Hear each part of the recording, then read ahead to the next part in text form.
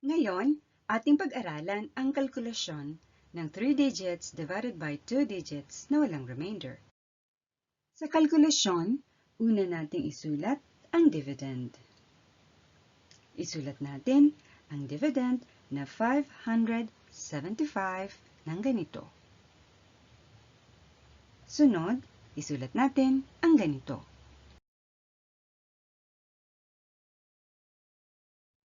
Sunod, gumamit ng ruler sa pagguhit ng linya. Next, isulat naman natin ang divisor. Isulat natin ang ganito ang divisor na 23.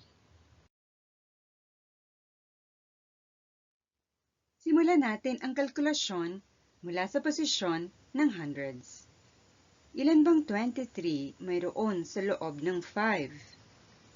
Dahil walang 23 sa loob ng 5, kaya ang quotient ay 0. Dahil 0 ang quotient, atin itong i-omit. Ibig sabihin, hindi natin ito kailangang isulat.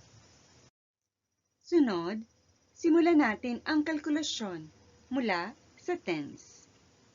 Ilan bang 23 mayroon sa loob ng 57?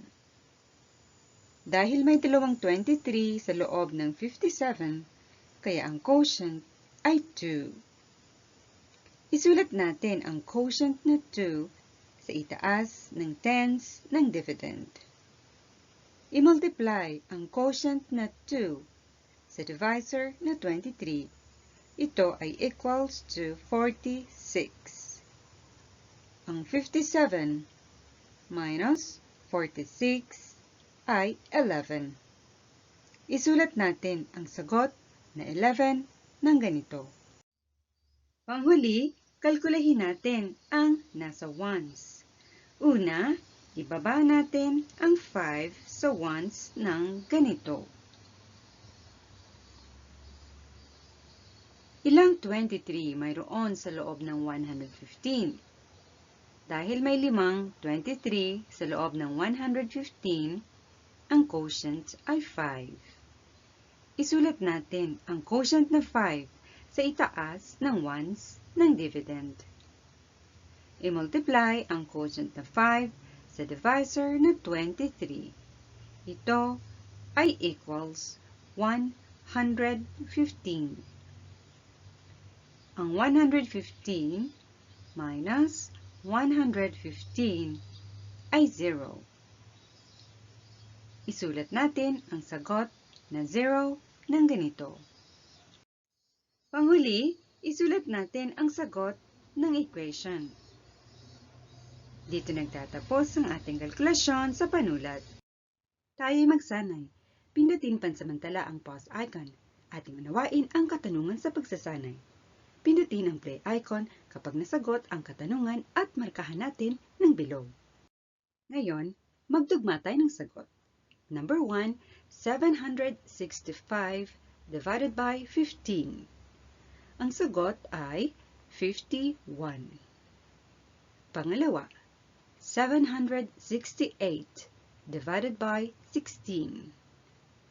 Lutasin natin ito tulad ng sa unang tanong. Ang sagot ay 48. Tama ba ang inyong mga sagot sa dalawang katanungan? Panghuli, depasuhin natin ang inaral natin ngayon. Basahin natin ang number 1 hanggang number 7. Number 1, sa pagkalkula, unang isinusulat ang dividend. Number 2, gumamit ng ruler sa pagguhit ng linya.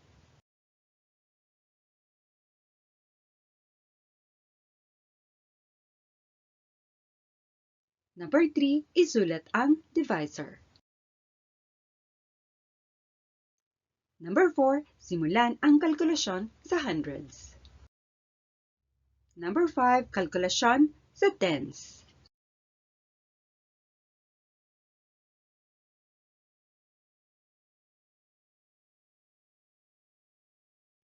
Number 6, kalkulasyon sa ones.